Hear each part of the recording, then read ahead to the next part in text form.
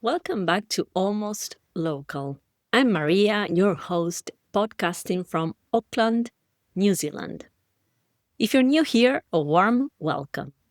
Almost Local is a community for those navigating life abroad, sharing the ups and downs of living in a new country. If you have been listening to the podcast, welcome back and thank you for tuning in once again. Today's episode is a year-end reflection on what 2025 has been for me. This is about returning, not starting from zero. A brief timeline about my journey navigating life abroad. I'm from Argentina, originally from Buenos Aires. In 2016, we moved to New Zealand. My husband and the two kids were 3 and 5.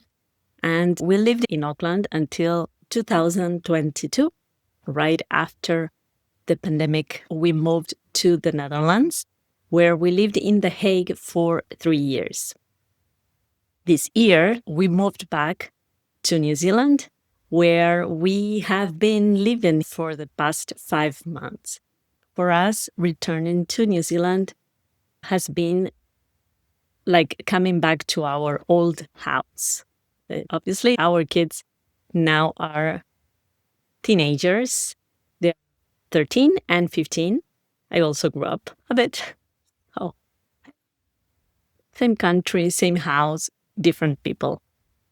I'm not starting from scratch in New Zealand, but I am also not the same person who left. So let's dive into today's episode. So now that we are back in New Zealand, I'm not the same person. The place feels familiar, but some things don't feel the same. I came back carrying old memories. As soon as we landed in New Zealand, all the memories came back from the airport. Auckland's airport is not a big airport. It feels familiar.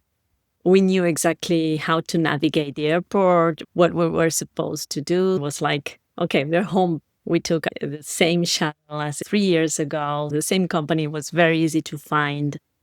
What also we found familiar was like we were arriving to our old house. So the street, just driving around our neighborhood, we live in Auckland, in Glendowie, just passing by the streets, everything was quiet. Not many people walking around, seeing Mount Taylor, the lovely scenery in Auckland.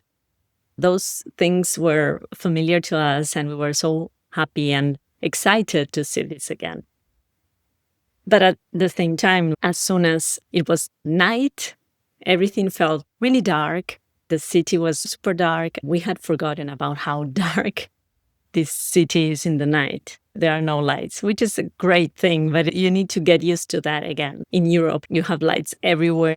It's busy everywhere. So here, this quiet environment, dark, you don't see anyone.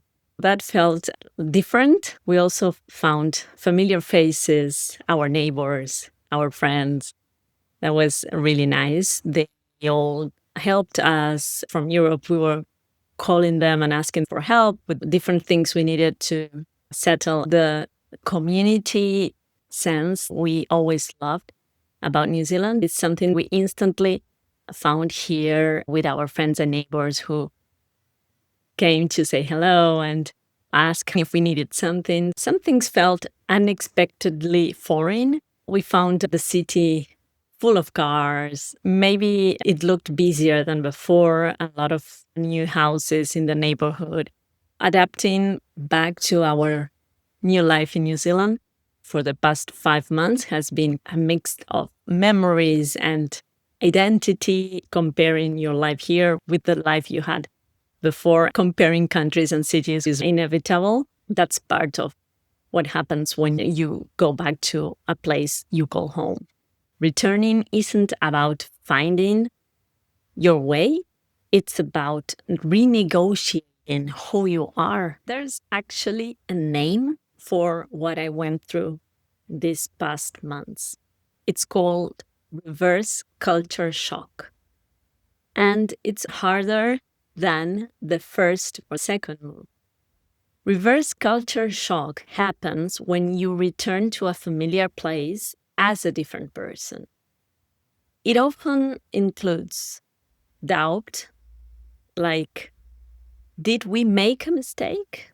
Was this the right choice? It also includes grief for the place you left. Even if you're sure that you wanted to leave, you would still be uncertain about and could be doubting if that was the right decision. It includes irritability with things you once accepted.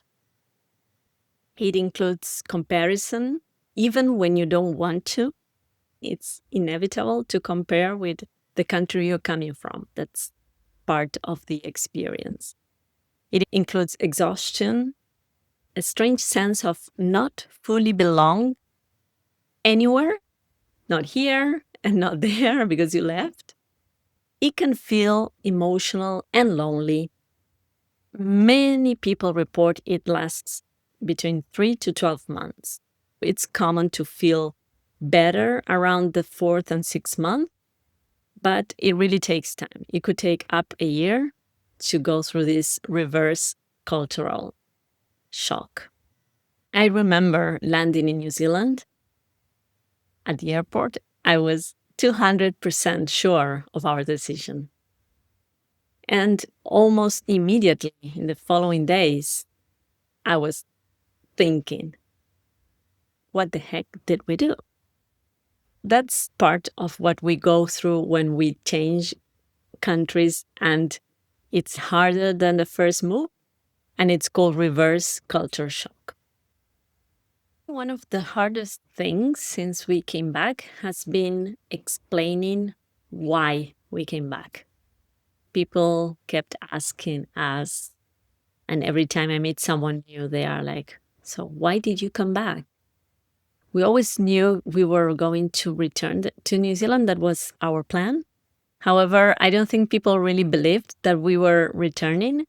Sometimes decisions are made in a different way, not as people expect. Sometimes I reply like I'm some sort of robot because it's difficult to keep answering the same question. It's sometimes not a simple explanation. To people in Europe, it sounded like we were going to the end of the world, New Zealand. And to people here, it was like, oh, you really did come back. We didn't think you would.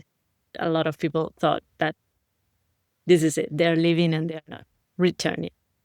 There's that awkward moment when you try to put something emotional and instinctive into logical words, and it never sounds quite right.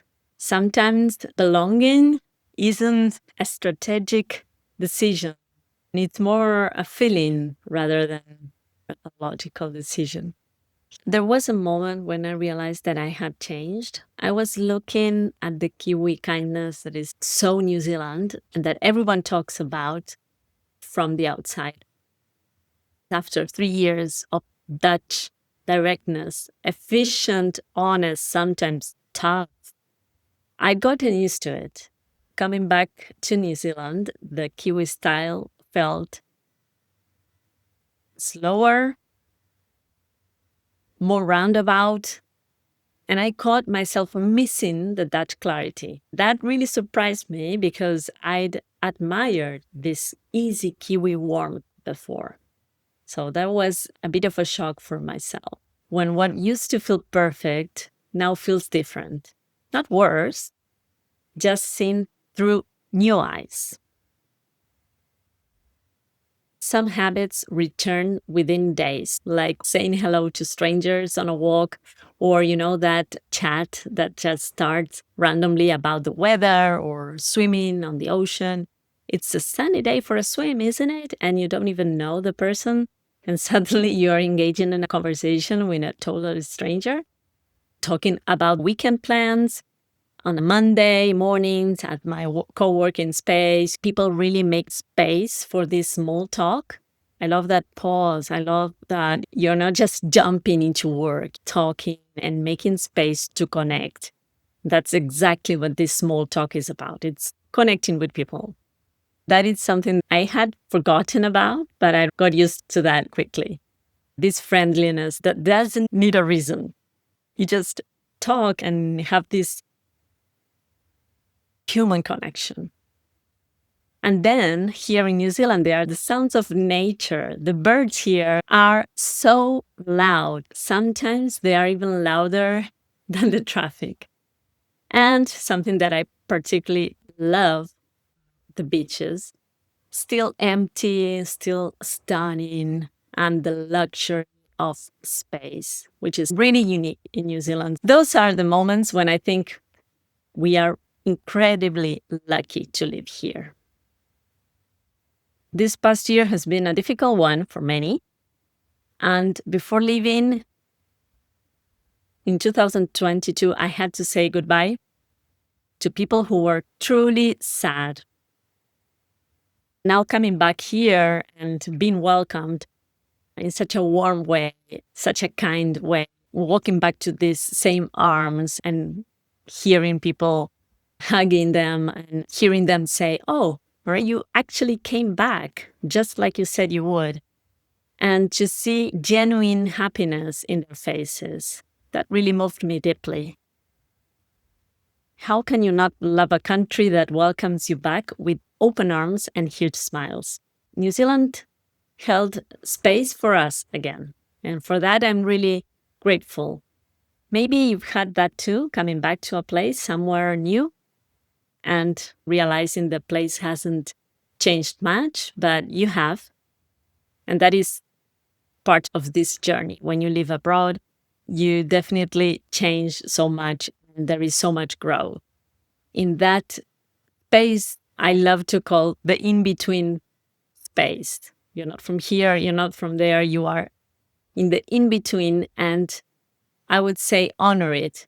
It's exactly there that growth lives. So thanks for being here with me past months. Almost Local has just started. It's a podcast that I began just a few months ago, but I've been sharing my stories about this new chapter here in New Zealand. I will see you in the next episode, the last one for this year, and we will have a fresh start in New Zealand with the podcast next year.